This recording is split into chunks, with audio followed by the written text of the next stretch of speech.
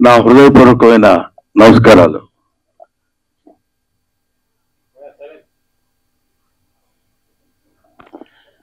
ఈరోజు నేను ముఖ్యంగా ఇక్కడికి రావడానికి రీజన్ ఏంటంటే, ఈ సినిమా చూడటానికి కూడా రావడానికి రీజన్ ఒకటి ఉంది, ఒక కారణం. అదేంటంటే, పూర్వ ఆశ్రమంలో నేను లెక్చరర్గా పనిచేశా. విద్య అంటే ఏంటి, ఎడ్యుకేషన్ అంటే ఏంటి, ఎందుకు మనం చదువుకోవాలి, ఎలా చదువుకోవాలి అని తెలుసుకున్నాను. తెలుసుకున్న తర్వాత అధ్యాపకుడు అయిన తర్వాత, అది విద్యార్థి దశలో ఉన్నప్పుడు తెలుసుకుని అధ్యాపకుడు అయిన తర్వాత విద్య ఎలా చెప్పాలి, ఎలా చెప్తే పిల్లలు అనే భావంతో కొంతకాలం అధ్యాపకుడిగా పనిచేశాను. దాని తర్వాత భగవంతుడి ఆశీస్సుల వల్ల, ఆయన నిర్ణయం వల్ల నేను ఈ సినిమా ఇండస్ట్రీకి వచ్చి సినిమా నటుడయ్యాను, అందున హాస్య నటుడయ్యాను. ఈ పాయింట్ ఎందుకు చెప్తున్నానంటే, యూనివర్సిటీ అనే పేరు, అసలు యూనివర్సిటీ అంటే ఏంటి? యూనివర్స్ అంటే విశ్వం. విశ్వం అంటే అన్ని గోళాలతోటి, అన్ని ఖగోళ శాస్త్రానికి సంబంధించినటువంటి ఈ మొత్తం ఒక భూమి అనేటువంటి గ్రహమే కాకుండా విశ్వాంతరాళాల్లో ఉన్నటువంటి గ్రహాలన్నిటికీ సంబంధించినటువంటి జ్ఞానాన్ని నేర్పేటువంటిది ఆలయం, విద్యాలయం. అదే విశ్వవిద్యాలయం, అదే యూనివర్సిటీ. అటువంటి యూనివర్సిటీ అనేటువంటి పేరుని ఇప్పుడు ఎటువంటి విశ్వవిద్యాలయాలు అయ్యాయి అని చెప్పడానికి ఎంతో ఎంతో కృషి చేసి, దానిలో రీసెర్చ్ చేసి, మనందరికీ అందులో జరుగుతున్నటువంటి అవినీతిని, అప్పట్లో మనకు విశ్వవిద్యాలయాలంటే కాశీ విశ్వవిద్యాలయం అని పెద్ద పేరు, బెనారస్ యూనివర్సిటీ అని. ఎక్కడెక్కడి నుంచో అన్ని దేశాల నుంచి మన దేశం వచ్చి చదువుకుని వెళ్ళిపోయేవాడు. అంటే జ్ఞాన సంపద ఉన్నటువంటి దేశం మంది. ఇవాళ మన దేశం, మన ఎడ్యుకేషనల్ స్థితి ఎలా ఉంది, విద్యా వ్యవస్థలు ఎలా మారిపోతున్నాయని వాటన్నిటి మీద అధ్యయనం చేసిన తమ్ముడు నారాయణమూర్తి అవన్నీ చూసి తట్టుకోలేక, అంటే ప్రీతి తీసుకోలేక, దీన్ని ఎలాగైనా సరే నా మిత్రులకి, నా వాళ్ళందరికీ పంచిపెట్టాలి. ఎందుకంటే ఈయన ఒక తేనెటీగ లాంటి మనిషి. తిరుగుతుంటాడు అన్ని చోట్లకి వెళ్ళి తేనె పువ్వు చేసుకుని వచ్చి తలా ఒక చుక్క చేతిలో పెట్టాలనేటువంటి మహాసంకల్పం ఉన్న మంచి మనిషి. ఎందుకంటే మీకు అందమైన హీరో ఎవరైనా అడిగితే, నాకు అందమైన హీరో ఎవరు అని చెప్పమంటే నేను నారాయణమూర్తి పేరు చెప్తాను. అందం అంటే ఇక్కడ glamour, 6 feet height, curling hair, బ్రహ్మాండమైన ఇది, ఆ తర్వాత మంచి డ్రెస్సింగ్, అలాంటి అందం కాదు. మదర్ తెరిసాని, మీకు అందమైన వ్యక్తి ఎవరమ్మా, ఎవరు మీకు అందంగా కనిపిస్తారని అడిగితే, ఎవరి మనసుల్లో సేవాభావం ఉంటుందో, ఎవరి కళ్ళలో దయాగుణం ఉంటుందో ఆ వ్యక్తి, ఆ జీవి అందమైంది అని చెప్పింది. నాకు తెలిసిన నారాయణమూర్తి 40 సంవత్సరాలుగా, నాకు తెలిసి 40 సంవత్సరాలు, ఆయన అంతకుముందు ఎన్ని సంవత్సరాల నుంచి ఉన్నారో నాకు తెలియదు. నిరంతరం నిరంతరం నిరంతరం ప్రజలు ప్రజలు ప్రజలు, అందున పేదవాళ్ళు పేదవాళ్ళు పేదవాళ్ళు, వాళ్ళు పడుతున్న బాధలు, వాళ్ళకి పడుతున్న కష్టాలు సుఖాలు, ఊరికే నటించటం, నటుడిగా వచ్చి నటించటం అనే కాకుండా, I want to give some message to my people, to the people of India, not to the people of India, to the people of universe. అటువంటి వ్యక్తి నారాయణమూర్తి. బహుశా నేను చూసి పూర్తిగా ఇంతవరకు చాలా కాలమైంది నేను సినిమా మొత్తం కూర్చుని థియేటర్లో ప్రివ్యూలు కానీ లేకపోతే సినిమా హాల్స్లో కానీ నేను చూడటం.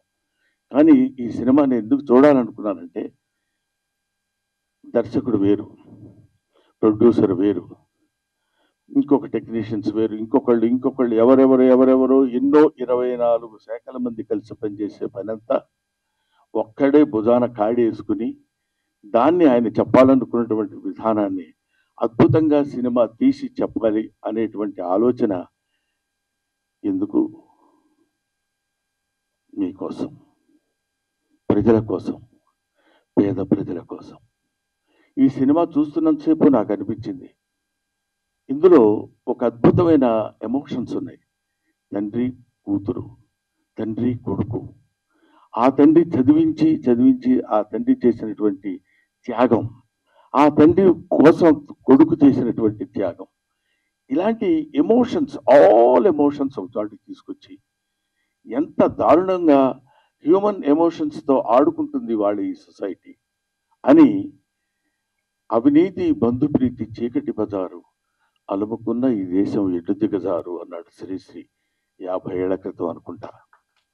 కాబట్టి ఇవాళన్న మాట కాదు అది. దాన్ని ఇవాళ వరకు ఎక్కడ ఏ రకమైన సమస్య ఉన్నా ఈయన ఒక అద్భుతమైనటువంటి రీతిలో దాన్ని మామూలు మనుషులకు కూడా అందుబాటులో ఉండాలి అని కష్టపడి సినిమా తీసి మీకోసం, తన కోసం కాదు, తన ఈ చొక్కా, ఈ ప్యాంటు, అదే తన జీవితం మీకు అంకితం, అంతే. అది చివరి శ్వాస వరకు ఇంకా కష్టపడుతూనే ఉండాలని భగవంతుడిని నేను కోరుకుంటూ, చూడండి ఎంత త్యాగం చేసి ఎన్ని అంటే, ఎవడే మరి ఇప్పుడు ఇట్లాంటి సినిమాలండి మేము ఏం చూస్తాం సార్, మీరు ఏదో చెప్తారు. ఎట్లాంటి సినిమాలు? ఇదేమి నిజానికి దూరంగా ఉన్న సినిమా కాదు, ఇల్యూజన్లో ఉన్న సినిమా కాదు, ఊహించుకున్న ఒక అందమైన అద్భుతమైనటువంటి సుందరాంగి సినిమా కాదు. హాయిగా తలారా స్నానం చేసి వచ్చి ఒక నేత చీర కట్టుకున్న స్త్రీలా ఉన్న సినిమా ఇది, ఒక అందమైన స్త్రీలా ఉన్న సినిమా. అందులో నిజాలుంటాయి, వెతుక్కోండి. అందులో బూతులుండవు, జీవితపు లోతులుంటాయి. చూడండి, వెతుక్కోండి, బావిలో బకెట్ వేసి తోడుకోండి. ఒక్కొక్కడు పడుతున్న బాధ చూడు. కొన్ని డైలాగ్స్ అందులో చెప్తున్నప్పుడు నేను వింటే, ఒరే పెద్ద వాళ్ళకి కావాల్స్తే నాది కిడ్నీ కాదురా, ఇంకా చాలా ఉన్నాయి, అవన్నీ అమ్మొచ్చు. పెద్దోళ్ళకి కావాలనుకోరా, బోళ్ళంత డబ్బు పెట్టుకుంటారు. ఏమిటా మాటలు! ఎంత అద్భుతంగా ఇలాంటి సినిమాలు తీస్తున్న వాళ్ళని, ఇలాంటి సినిమాల కోసం పరితపిస్తున్న వాళ్ళని, సినిమా కోసం తీసి, art is for the sake of people, not art is for the sake of our selfs. మన కోసం కాదు, డబ్బు కోసం కాదు. సినిమా తీస్తే సినిమాలో ఒక అంతరార్థం ఉండాలి, ఒక మెసేజ్ ఉండాలి అని నమ్మిన దాన్ని 100కి 100 పాళ్ళు ఆచరిస్తూ ఇంత అద్భుతమైన సినిమా తీసిన, యూనివర్సిటీ అనే సినిమా తీసిన నారాయణమూర్తి. ఈ సినిమా మీరు చూడండి, చూసి ఆనందించండి అనే పదం నేను చెప్పలేను. చూసి అర్థం చేసుకోండి, చూసి ఆచరించండి. నారాయణమూర్తి లాంటి మంచితనం, మానవత్వం పరిమళించిన నారాయణమూర్తిని ఆశీర్వదించండి. మీ ఆశీస్సులతోటి ఇంకా అద్భుతమైన సినిమాలు, ఇంకా ఎన్నో సమస్యల్ని బయటికి లాగి, ఈ సినిమా చూస్తుండగానే ఇంకో సినిమా, ఇంకో ప్రాబ్లం, ఇంకో సమస్యలు 1 కాదు 2 కాదు. వివేకానందుడు అంటాడు, man is nothing but the combination of flesh and blood, is the combination of problems. సమస్యలన్నిటి ఒక చోట పోతపోస్తుంది మనిషి. కాబట్టి he will solve some of his problems in his lifetime and he will leave the problems to his successors. They will take the problems, they will solve the problems and they will go away. But solve the problem is unending chain. దాన్ని భుజానేసుకుని, అదే ఇందాక సినిమాలో కూడా ఒక సంభాషణలో తోట చెప్తాడు, పిల్లలందరూ యేసు ప్రభువులు అంటే యేసు క్రీస్తు సిలువను మోసినట్టు ఆ పుస్తకాల బరువు మోసుకుంటూ వెళుతున్నాడని, సమాజం బరువు మొత్తాన్ని భుజానేసుకుని మొయ్యాలి అనేటువంటి బాధతోటి, భావనతోటి, ఆలోచనతోటి మీ ముందుకొచ్చి మీకు సినిమాలు చూపించి ఆ సినిమా బాగుందని నలుగురు మెచ్చుకుంటే ఆనందపడి అదే ఆనందంతో ఆ చప్పట్లే కదరా ఆకలిగా ఉన్న కళాజీవికి పంచపక్ష ప్రమాణాలు అంటాడు. కాబట్టి అటువంటి ఆకలితో ఉన్నటువంటి నారాయణమూర్తి యొక్క జిజ్ఞాసని మీరందరూ మంచి ఊతాన్నిచ్చి మంచి ఫలితాన్నిచ్చి మంచి ఆదరణ చూపిస్తే ఇంకా ఇంకా ఇంకా ఎన్నో మంచి సినిమాలు తీస్తాడని, ఇలాంటి యూనివర్సిటీ లాంటి సినిమాలే కాదు, ఎక్కడ ఎక్కడ ఎక్కడెక్కడ కన్ను రవిగానలతో కవిగాంచునయ్యాడని అంటాడు. సూర్యుడు కనిపించినటువంటి ప్రదేశాల్లో కూడా వెళ్ళి నిజంగా ఆ సినిమాలో చెప్తుంటే పేపర్ లీకేజ్ మామూలు విషయం అది. అబ్బా, అలాంటి పేపర్ లీక్ చదువు సంధ్య లేని నిజంగా ఆ పేపర్ రాయటం వల్ల వాడికి ఉద్యోగం వస్తుందనేమో కానీ అందులో ఒక చోట చెప్తాడు వాడికి డాక్టరీ వృత్తి రాదు, వైద్యం చేస్తాడు. బిల్డింగులు కట్టడం రాదు, ప్రాజెక్టు కట్టడం రాదు, ఇంజనీర్ అవుతాడు. ఏమైపోతుంది? వేర్ ఇట్ కంట్రీ గోస్, ఈ దేశం ఏమైపోతుంది అనే తపన చాలా మందికి ఉంటుంది. ఏముందిలే, మనం ఏం చేయగలిగింది ఏముంది, అది చేయాలనుకుంటే ఎవడో ఆ టైం కూర్చొని చేస్తాడు, లేకపోతే లేదండి. ప్రతి వాళ్ళు చేతులు కట్టుకొని ఉంటారు. నా వంతు సాయం నేను చెయ్యాలి అని తన వంతు సాయం చేస్తున్నటువంటి వ్యక్తి నారాయణమూర్తి. అందుకనే ఇలాంటి నారాయణమూర్తి లాంటి వ్యక్తులు, వీళ్ళు వ్యక్తులు కాదు, వీళ్ళు ఒక శక్తులు. వాళ్ళు నిరంతరం పోరాడేటువంటి ఇది. వీళ్ళు ఎలాంటి వాళ్ళంటే మా గోదావరి భాషలో చెప్పాలంటే పులస చేపలు అంటే వాళ్ళు. పులస చేపకు చాలా వాల్యూ ఉంటుంది, విపరీతమైన ఖర్చు, అంత రేటు ఉంటుంది. ఎందుకు ఉంటుందంటే ఒకసారి ఒళ్ళంతా గగ్గు పొడిచి పాపం, అయ్యో అమ్మాయి చచ్చిపోయింది, అయ్యో వాడిని అలా చంపేశారే, అయ్యో వీడిని ఇలా అని వీళ్ళ అకృత్య విన్యాసాలకి బలైపోయినటువంటి బస్సులు ఎంతోమంది మహానుభావులు, పిల్లలు, పసివాళ్ళు ఉన్నారే. వాళ్ళ కోసమైనా మీరు ఈ సినిమా చూడండి. మీరు ఒక్క ఆలోచన, అబ్బా నిజమే కదా, మనం కూడా ఇలా ఉండకూడదు. చూడండి, తండ్రి రారాని వీడు మాస్టారు సారీ చెప్తారు, మీరు సారీ కాదు, మీరు సారీ చెప్పి వెళ్ళిపోతే కుదరదండి అని ఆయన చేత డైలాగ్ చెప్పిస్తారు ఒక తండ్రి చేత. ఫంటాస్టిక్. ఏమైనా ఇటువంటి అద్భుతమైనటువంటి సినిమాలు ఇంకా ఇంకా ఎన్నో భవిష్యత్తులో నారాయణమూర్తి గారు తీసి ఆయన మీ ఆశీస్సులు పొంది చిరస్థాయిగా ఉండిపోవాలని మనస్ఫూర్తిగా నేను కోరుకుంటూ, దిస్ కంట్రీ మస్ట్ బి రీఎడ్యుకేటెడ్. ఈ దేశాన్ని మళ్ళీ బళ్ళో వేయాలి. Thank you very much.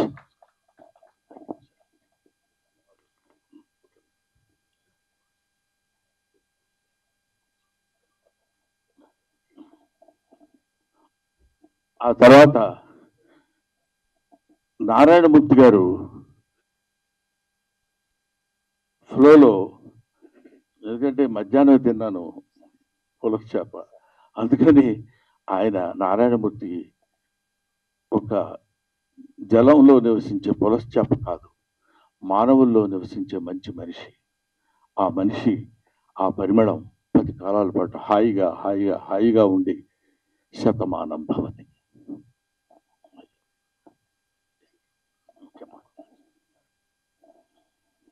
మీ ఆశీర్వాదానికి వందనాలు సార్.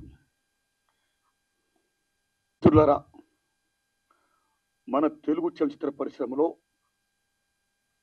కస్తూరి శివరావు గారు ఎలా చూశాం, రేలింగ్ గారు ఎలా చూశాం, రమణారెడ్డి గారు ఎలా చూశాం, అల్లు రామలింగ గారు ఎలా చూశాం, పద్మనాభం రాజబాబు గారు ఎలా చూశాం, బ్రహ్మానందం గారు ఎలా చూస్తున్నాం. ఆయన మహానటుడు, మహాజ్ఞాని, అన్నింటిని మించి మాస్టర్. అందుకే నా యూనివర్సిటీ పేపర్ లీక్ సినిమాని, ఆ లోగోని బ్రహ్మానంద గారిని విజ్ఞప్తి సాయంతో నేను రిలీజ్ చేసుకున్నా. సినిమా రెడీ అయ్యింది. నేను వెళ్ళా, అయ్యా తమరి సినిమా చూడాలి, తమరికి ఏమాత్రం నచ్చినా సరే దయచి మీరు చెప్పాలి నాకు మంచి మాటలు, నా సినిమాకి అది ఎంతో హెల్ప్ అవుద్ది, ప్రమోట్ అవుద్ది అని నేను విజ్ఞప్తి చేసిన వెంటనే నా విజ్ఞప్తిని మన్నించి వారు రావడం, ఇంత బిజీలో కూడా రావడమే కాదు, సినిమా చూసి ఇంత బ్రహ్మాండంగా మెచ్చుకొని నన్ను ఆశీర్వదించడం, ఇంకా ఇలాంటి సినిమాలు తీయడానికి ప్రేక్షదేవులు నాకు శక్తిని ప్రసాదించాలని వారు మరి చెప్పడం, ఇవన్నీ నా గురించి ఆయన చెప్తుంటే నాకు నిజంగా ఆనంద బాష్పాలతో ఆయన యొక్క ఆశీర్వాదానికి నా పట్ల ఆయనకున్న అభిమానానికి, నా ఎడల ఆయన చూపిస్తున్న ఆదరణకి నేను పత్రికల ముందు, మీడియా ముందు, ప్రేక్షక దేవుళ్ళరా వారికి నేను శిరస్సు ఉంచి దండం పెడుతున్నా. Thanks a lot sir.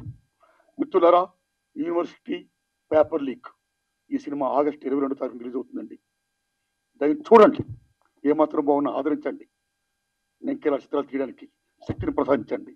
Media మిత్రులారా, థ్యాంక్స్ ఎ లాట్. సతీష్ గారు, థ్యాంక్స్ ఎ లాట్. మీ అందరికీ నా వందనాలు చెప్తున్నా, వేల వందనాలు. ధన్యవాదం సార్. ఒక్క విషయం, ఇవాళ నేను గొప్పవాడిని చెప్పడం కోసం చెప్తున్నాను. నేను ఎంత గొప్పవాడిని అంటే, ఇవాళ మా రెండో అబ్బాయి వెడ్డింగ్ యానివర్సరీ. ఇప్పుడు ఇంట్లో ఫంక్షన్ జరుగుతుంది.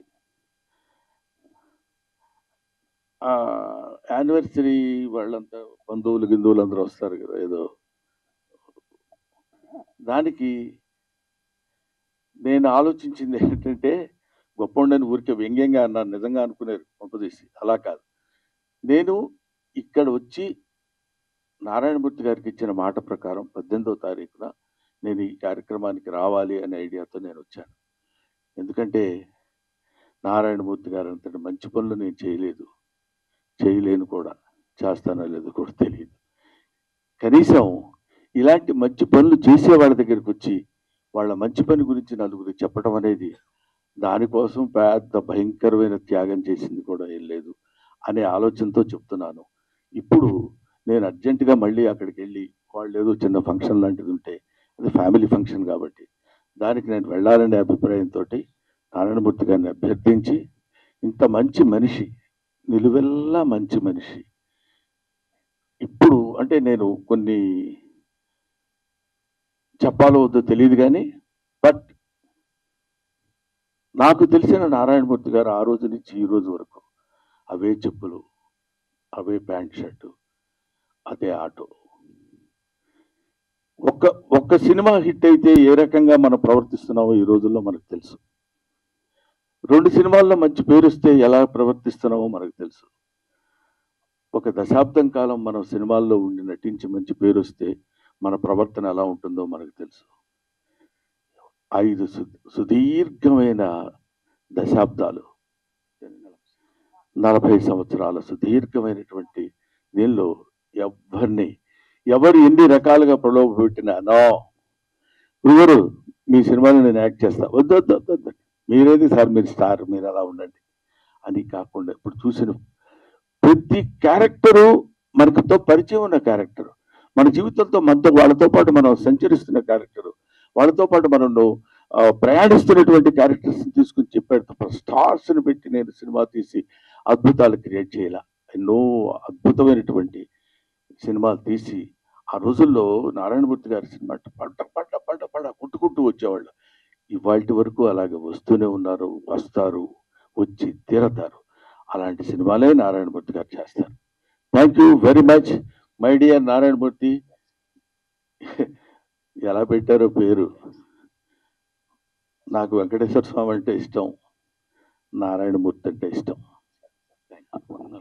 ధన్యవాదాలు మీకు.